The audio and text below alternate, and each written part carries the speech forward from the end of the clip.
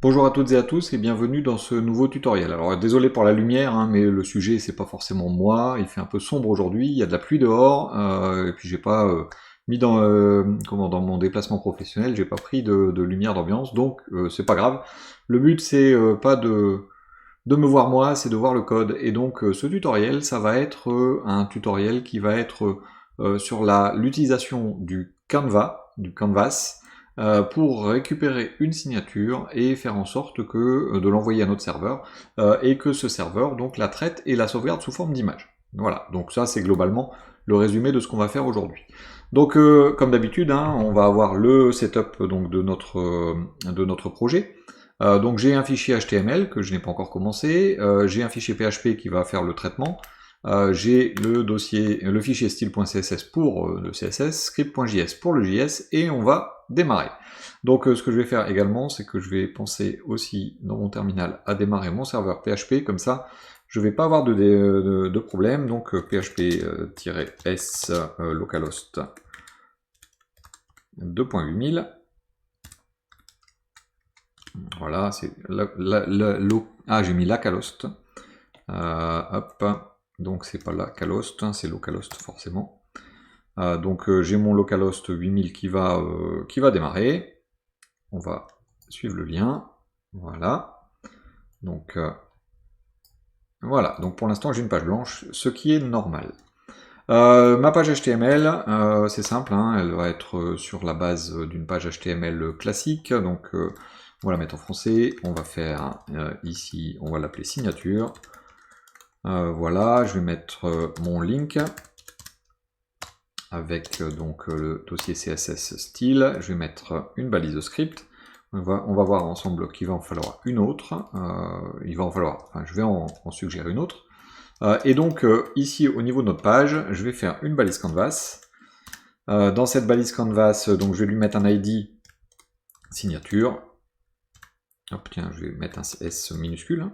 Et je vais lui mettre une largeur width de, hop, ça va être par exemple 200 et un height de 200. Ce que je vais faire en même temps, c'est dans mon fichier CSS, la seule chose que je vais faire dans le CSS, sur ma balise canvas, je vais mettre un border pour voir l'endroit où il faut signer, hein, un pixel solide, on va pas s'embêter, on va la mettre en noir. Voilà, un pixel solide black, et c'est tout. Donc ça veut dire que maintenant, sur ma page, hop, si j'actualise, j'ai effectivement mon canvas qui est là. Donc ce canvas, c'est la zone dans laquelle on va signer. Donc ce que je vais également proposer de faire, c'est d'ajouter des balises A. Donc je vais faire une balise A sur laquelle je vais mettre un ID que je vais appeler effacer, pour effacer le canvas, la signature, et je vais faire une autre balise A. Donc je vais mettre un dièse dans chacune, parce que je ne vais pas utiliser de toute façon le lien, donc un ID qui sera enregistré. Et enregistré. Donc l'idée va être que je puisse directement dans ma page signer ici avec ma souris, effacer, ça va m'effacer la signature, enregistrer, ça doit l'envoyer. Donc ça c'est le but en fait de notre exercice là d'aujourd'hui. Donc ce que je vais faire, c'est que je vais dans un premier temps faire en sorte donc de gérer le canvas, et là je vais le gérer en JavaScript orienté objet, de façon à faire un petit peu de nouveauté, et donc je vais créer en fait un nouveau fichier JS que je vais mettre dans le dossier JS, que je vais appeler signature.js. Alors j'ai mis un S majuscule, pourquoi? Parce que je vais mettre dedans une classe signature. Donc la classe signature qui va me permettre donc de créer mon objet signature directement à ce niveau-là. Donc ça veut dire que si je veux pouvoir accéder à ma classe signature depuis mon fichier JS, il faut qu'il soit appelé avant, au niveau donc de mon code HTML. Là, ça bouge, j'étais en train de bouger, c'est pour ça. Donc je vais donc l'appeler ici avant le précédent. Comme ça, mon fichier script.js connaîtra signature.js. Alors, qu'est-ce que je vais faire dans mon fichier signature? Je vais commencer par lui faire un constructeur. Et ce constructeur prendra le canvas. Comme ça va faire un objet qui peut être réutilisé. Il prendra le canvas, donc c'est l'élément qui contient donc notre canvas. Donc ce que je vais faire, c'est que je vais initialiser this.canvas, qui sera donc une propriété qui va faire un query selector sur l'élément qui va nous être envoyé. Donc c'est une chaîne de caractères hein, qui contiendra par exemple dièse signature, ça nous dira query selector dièse signature, ça ira chercher l'élément qui a l'ID signature. Ensuite je vais faire un contexte. Donc je vous invite à suivre les tutos sur le canvas qui ont été faits précédemment. Et donc le contexte, ça va être this.canvas. Donc là je vais faire un getContext pour aller chercher le contexte 2D de mon canvas. Ensuite, je vais également sur ce contexte faire un stroke style. Donc le stroke style, c'est la couleur donc, de notre ligne. On va faire une signature par exemple de noir. Et je vais également faire sur ce contexte un line width. J'ai oublié le point. Line width, et on va mettre par exemple une ligne de 2 d'épaisseur. Donc à ce niveau-là, normalement, tiens, si je fais un console.log de this.canvas, je ne vais pour l'instant rien avoir, bien sûr, hein, si j'actualise ma page et que je vais dans ma console, hop, voilà, je n'ai rien du tout hein, au niveau de ma console, il ne charge rien, c'est normal parce que je n'ai pas initialisé mon objet. Donc étant donné que je dois aller initialiser l'objet, ce que je vais faire, c'est que je vais faire un window.onload pour attendre que toutes les ressources soient chargées, hein, CSS, HTML et JS.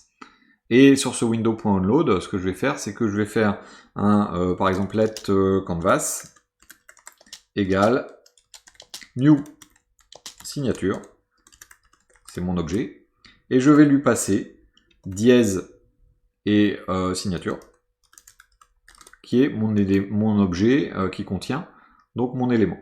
Et donc là, si je vais actualiser ma page maintenant, je récupère bien dans ma console mon canvas dièse signature qui a bien une taille de 200, donc on est bien allé chercher les informations qui nous intéressent. Donc là, ça c'est normal, hein. Favicon c'est normal qui ait ces erreurs-là, hein. C'est pas un problème. Ça c'est un problème de navigateur, donc c'est pas un problème pour nous. Donc ce canvas, on va bien le chercher, et donc on a bien notre console log qui s'effectue comme il faut.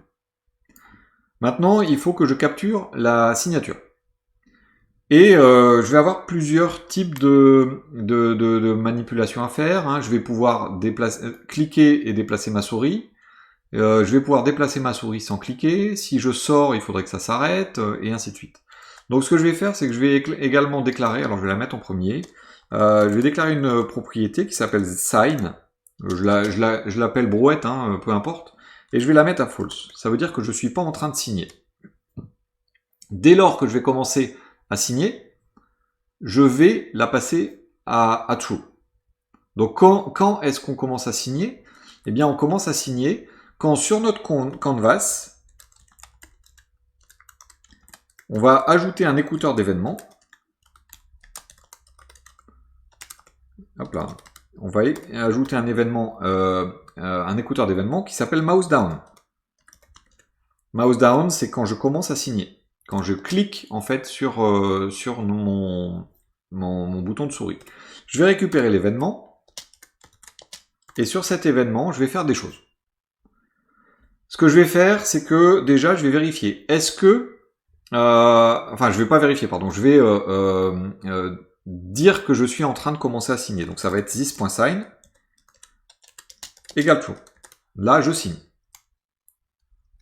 Donc là, tiens, je vais... Hop. Je signe. je signe. Voilà. Ça, c'est juste pour mettre en place donc le flag en fait, hein, qui dit je suis en train de signer sur sur mon canvas. Le problème, c'est que ce mouse down va s'exécuter tant que je vais appuyer. Donc, il va falloir que je connaisse les coordonnées auxquelles je me trouve. Donc, si je fais un console.log de E, on va voir que lorsque je vais signer, lorsque je vais cliquer, hop, je vais actualiser. Là, j'ai cliqué, j'ai bien l'événement mouse down qui a été envoyé. Et donc, sur ces différents événements, je vais me retrouver avec des coordonnées, en fait, diverses et variées, qui sont les endroits où j'ai cliqué, l'endroit où je me trouve sur l'écran, et ainsi de suite. Donc là, j'ai client X et client Y. 115 et 96. On les voit aussi dans le résumé, hein, directement ici, client X, client Y. Si je clique tout en haut à gauche, ici, j'ai 10 et 11. Si je clique tout en bas à droite, je vais avoir 209, 208. On est bien sur du 200 et 200. Le problème, c'est que, vous voyez, le coin supérieur gauche de mon canevas, il n'est pas forcément en haut à gauche de ma page. Donc quand je clique, vous voyez, là je suis à 9 et 8. Le problème, c'est que je vais avoir un décalage ici. Donc il va falloir que je récupère les informations en sachant à quel endroit je vais avoir cliqué. Et ces informations, je vais les stocker dans un premier temps. Et donc pour savoir où je vais cliquer, je vais stocker en fait je vais l'appeler prevx comme previous horizontal. Je vais les initialiser à 0, this_prevx et this.prevy, qui sont mes coordonnées initiales. Et dès que je vais cliquer, ce que je vais faire, c'est que je vais les changer. Donc c'est je stocke mes coordonnées de départ en faisant un this.prevx et je vais chercher e.clientx, c'est-à-dire l'endroit où j'ai cliqué en horizontal, et je vais enlever this.canvas.offsetleft. Ouais, j'aurais dû faire un console.log de this.canvas pour vous montrer quand même. Hop. Voilà, le canvas il est là. Et donc j'ai une propriété offset left qui est à 8. Ça veut dire que j'ai 8 pixels d'offset horizontal. Donc je vais les enlever en fait. Pour savoir à quel endroit j'ai cliqué sur mon canvas, les coordonnées, j'en prends la coordonnée du clic et je lui enlève l'offset que j'ai au niveau de mon canvas. Ça veut dire que par rapport à l'endroit où il se trouve dans la page, je vais placer le pointeur directement sur le canvas lui-même. Donc si par exemple je clique sur le coin qui est complètement en haut à gauche, je vais être à 8 pixels du bord, moins 8 ça veut dire 0 sur mon canvas. C'est ça un peu l'idée. Je vais faire pareil pour le prevy. Donc je fais un this.prevy égale e.clientY moins this.canvas.offset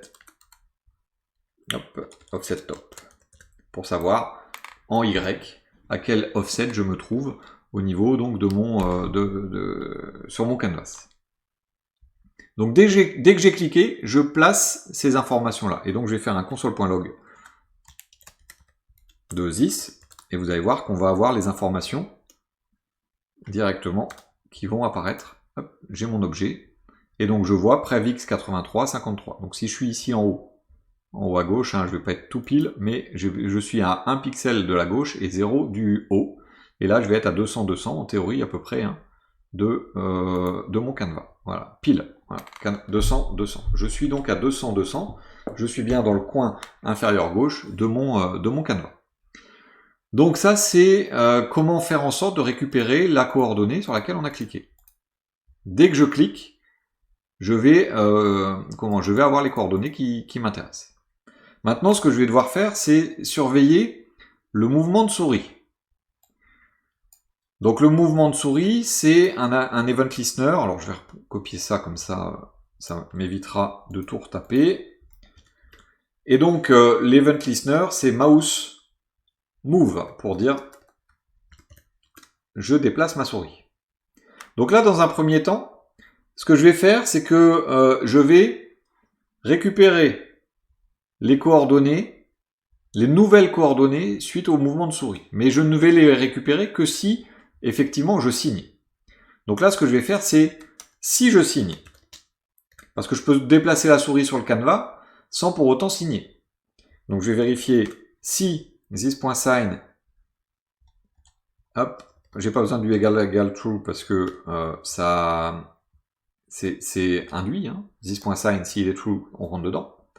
Et là, ce que je fais, c'est que à chaque fois que je fais un mouse move, je vais récupérer les nouvelles coordonnées. Donc je vais faire un let, par exemple le current cure x, et là je récupère de la même façon les coordonnées qui sont là. Et moi je peux le faire avec, moi je vais pas le faire avec une virgule, let cure y. J'aurais pu mettre virgule et je récupère les coordonnées y. Alors pourquoi je les remets pas dans les informations prév? Parce que je vais devoir tracer un trait entre l'ancien point et le nouveau point suite au déplacement. Donc je dois toujours garder l'ancien point pour pouvoir tracer mes traits au fur et à mesure. Donc je vais, là je récupère donc les nouvelles informations, et là il va falloir qu'on dessine un trait. Donc étant donné qu'on va devoir utiliser donc plusieurs fois les mêmes choses, ce que je vais faire, c'est que je vais créer donc dans mon objet une méthode qui s'appelle draw par exemple. Et cette méthode va prendre le départ. Donc on va mettre départ x, départ y, pardon, et vers donc dest x, dest y. Donc on va prendre ces 4 coordonnées de où à où on dessine. Et pour dessiner, hein, je vous invite à revenir sur le tuto hein, qui permet de dessiner des traits. Donc je vais faire this ctx begin pass pour lui dire je veux dessiner un nouveau trait. Je vais faire un this ctx move to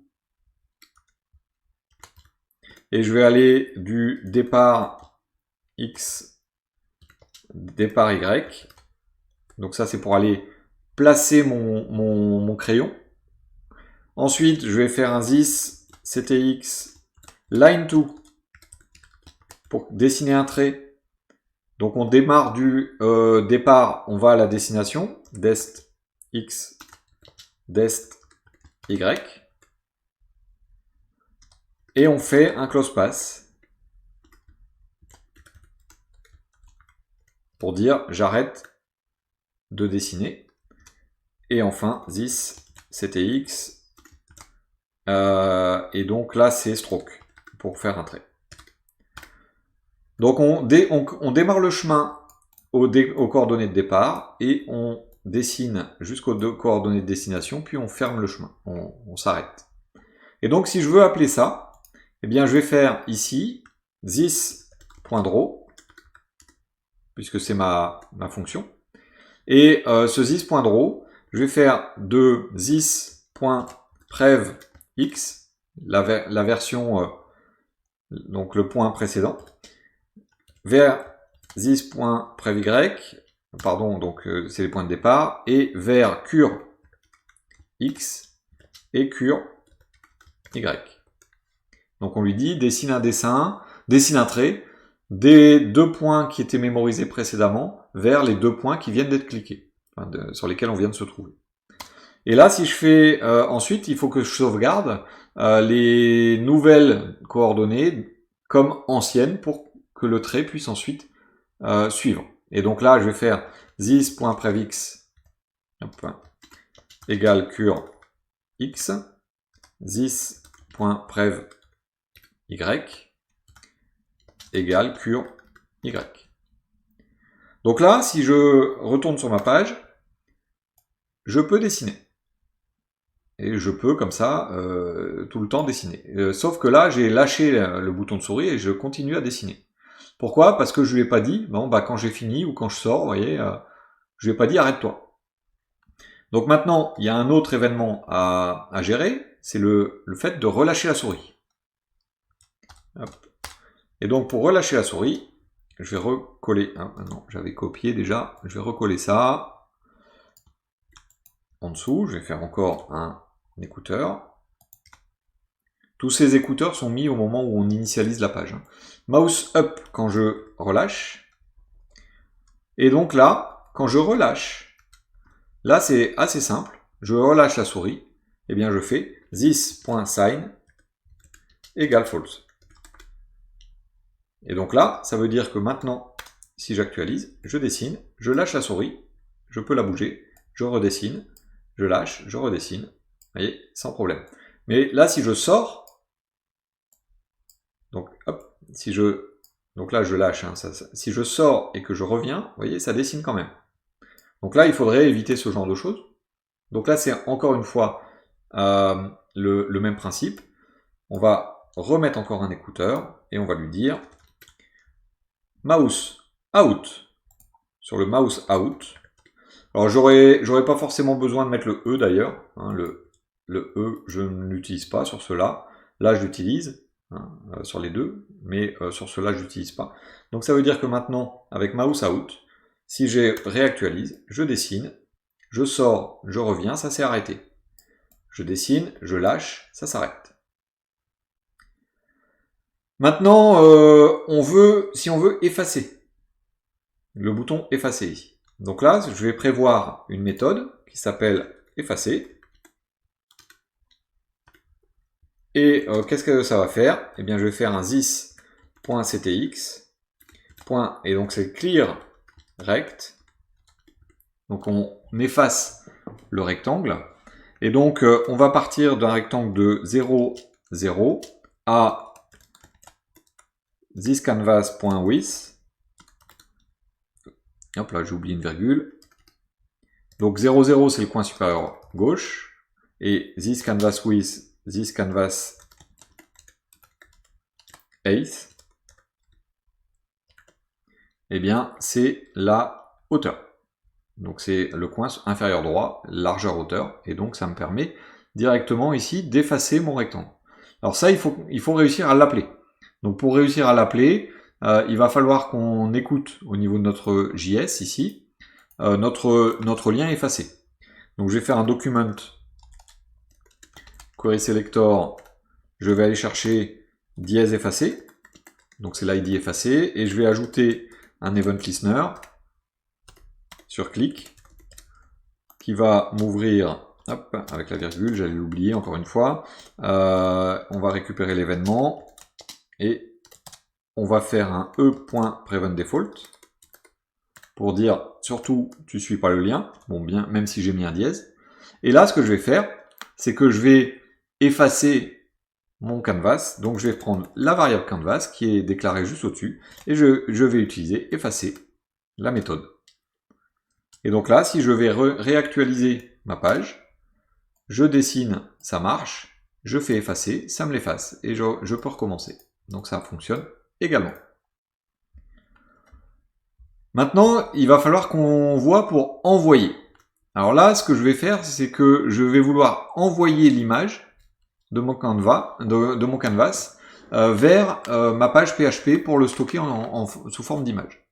Donc là, ce que je vais faire, c'est que je vais faire une méthode qui va s'appeler générer image. C'est-à-dire que je voudrais récupérer un fichier image qui va me permettre donc de directement faire en sorte d'avoir l'image PNG correspondant à ce qui a été dessiné. Donc en fait, on a, donc là je vais le faire en let, mais je pourrais faire le return directement. Je vais faire un let image égale, et sur canvas en fait, this.canvas, this canvas. Je peux utiliser une méthode qui s'appelle toDataURL, qui va me permettre de définir le type MIME que je souhaite. Et donc là, en fait, je vais récupérer l'image et je vais lui dire de remplacer replace dans cette image qui va être récupérée. Alors attendez, je vais faire let image et je vais faire un console.log de image. Comme ça, vous allez voir, plutôt que de le faire trop vite, il vaut mieux bien expliquer. Donc là, je fais un console.log de image. Et donc là, si je clique, hop, je dessine et je fais enregistrer, il m'a pas pris. Ah oui, forcément, j'ai pas mis l'event listener.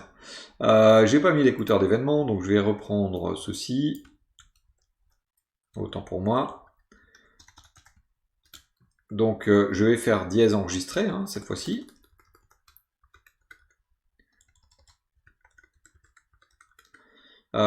Et donc là, c'est générer image.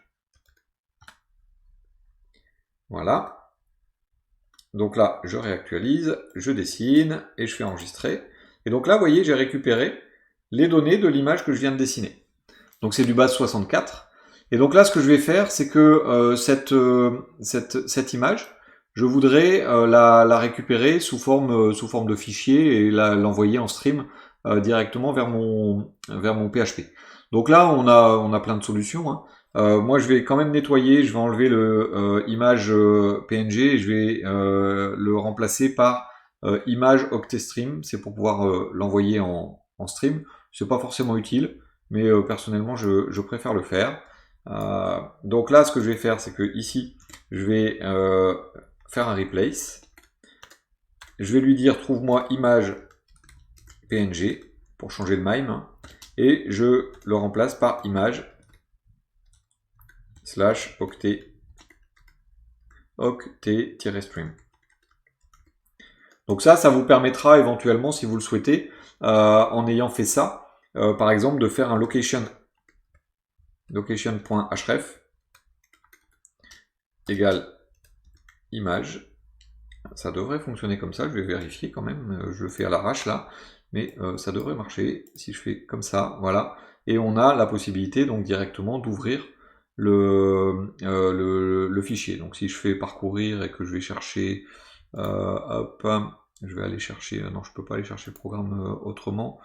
Tiens, je vais l'ouvrir dans Internet Explorer, non, Firefox ce sera mieux. Hop, voilà. Voilà, j'ai bien mon image, vous voyez. Et là, si je fais enregistrer l'image sous, je peux éventuellement enregistrer le PNG. Donc, j'ai bien récupéré l'image, vous voyez. En faisant sur l'OctStream, avec le replace, je peux directement télécharger. Moi, c'est pas mon but, là, pour l'instant. Je voudrais le stocker sur un serveur. Donc, pour stocker ça sur un serveur, je vais juste faire un return de image. Donc, ça veut dire que là, si dans mon JS, je fais hop, un console.log de générer image, lorsque je vais signer, j'enregistre, je récupère bien dans ma console les informations correspondantes. Donc, nous reste maintenant à envoyer ça vers notre serveur. Donc j'ai créé un fichier qui va s'appeler, donc qui s'appelle signature.php. Donc ce que je vais faire, c'est que je vais l'envoyer directement à l'intérieur donc d'une requête en Ajax. Hein.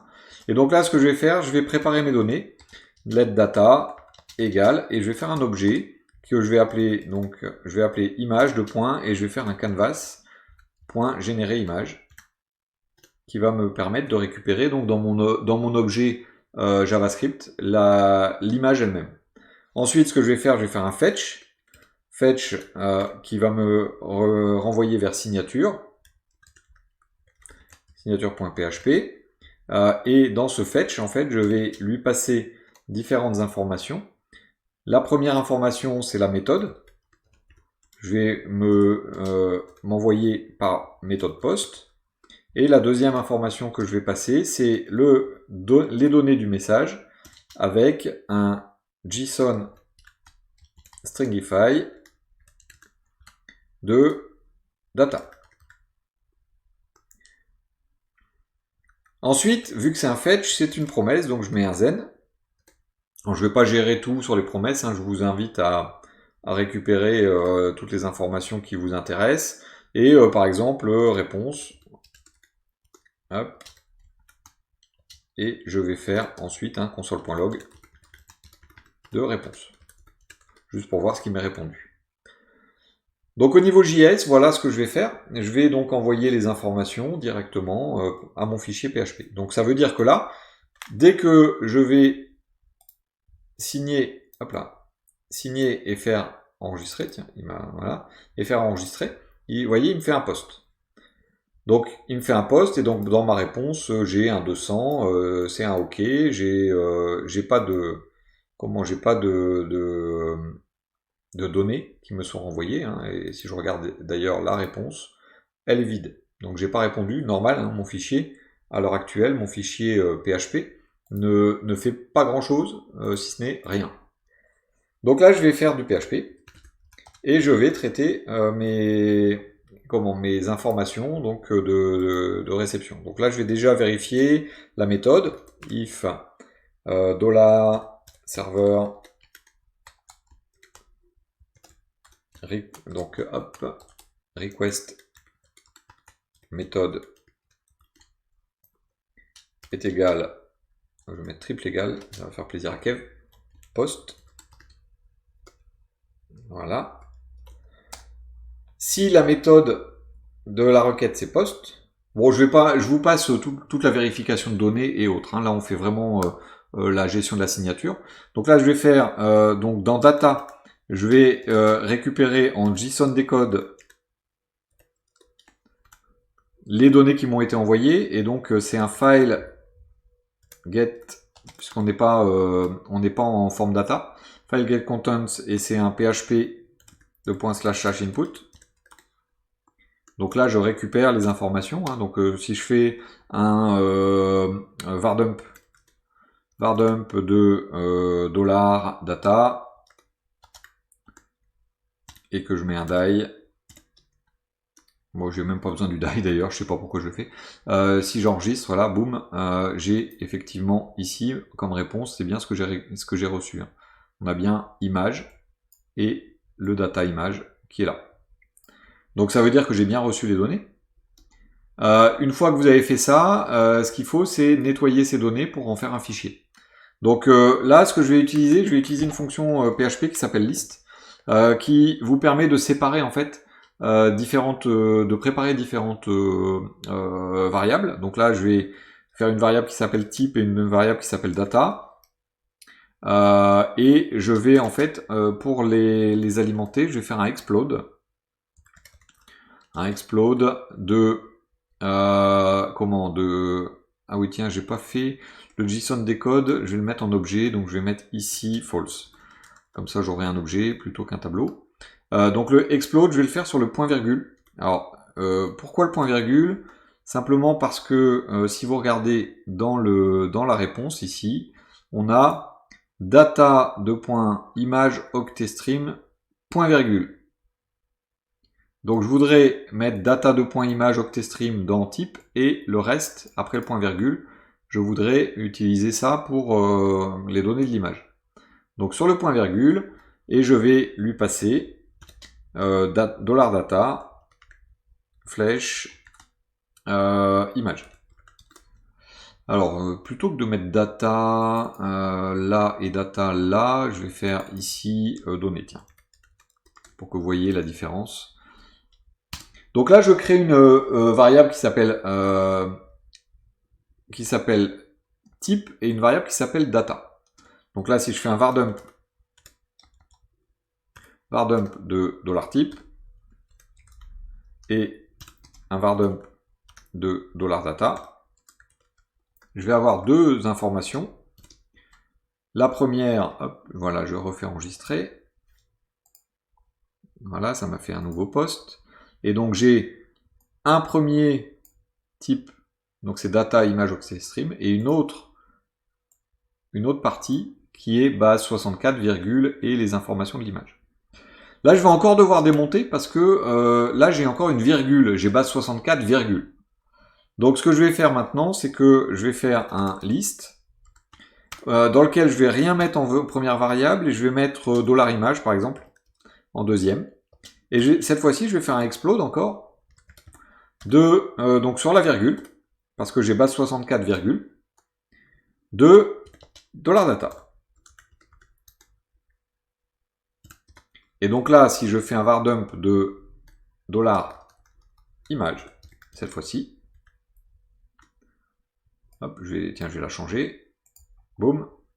Je vais ici sur mon poste et j'ai data de point image OxyStream, c'est mon type. Et ici, j'ai directement IVBOR et en fait, c'était le début de ici mon image. Donc c'est bien ici, j'ai extrait dans $image, j'ai extrait l'image elle-même.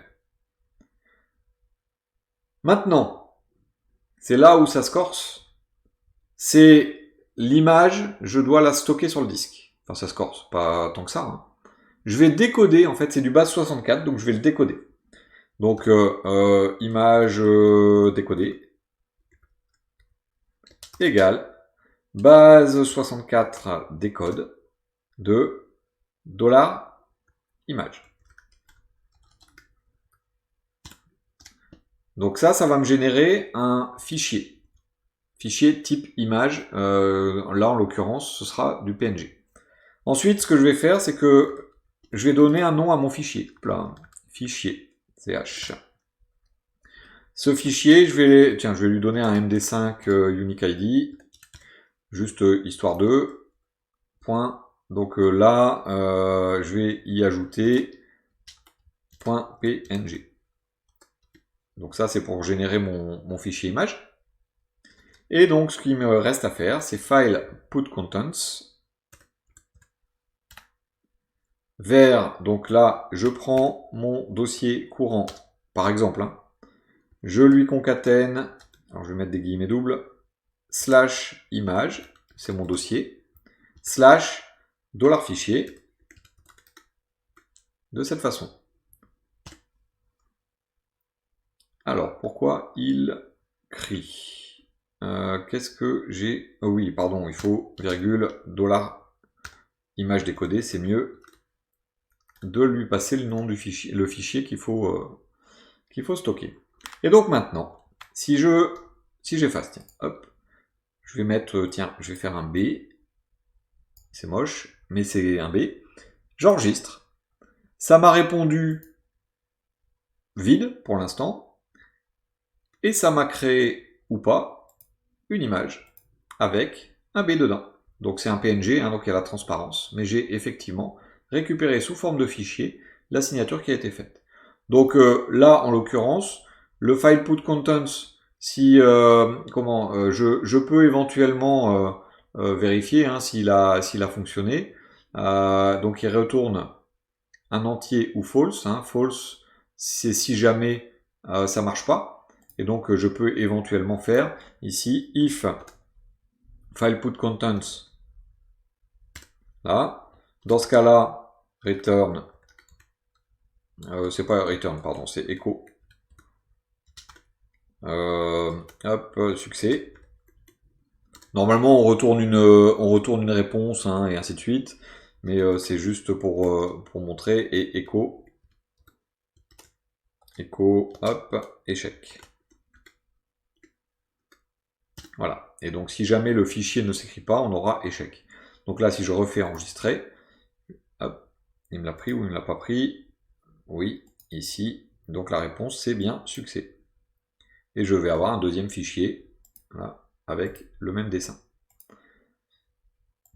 Voilà, donc c'était un petit, un petit tutoriel en fait hein, sur la gestion des canevas pour faire des signatures. Là, j'ai poussé un petit peu en envoyant en Ajax et en récupérant l'image et en la stockant par l'intermédiaire de PHP. Il y a des trucs qui sont inutiles, hein, je les ai précisés au fur et à mesure. Hein. Il y a des petites options que j'ai ajoutées, le replace par exemple, qui est pas forcément totalement utile. Mais voilà donc comment ça marche, comment vous pouvez mettre en place donc la mise en œuvre donc la gestion des signatures. N'hésitez pas à commenter, à poser des questions sur le Discord, à vous abonner si vous le souhaitez, à partager. Je vous remercie de votre attention et je vous dis à très bientôt.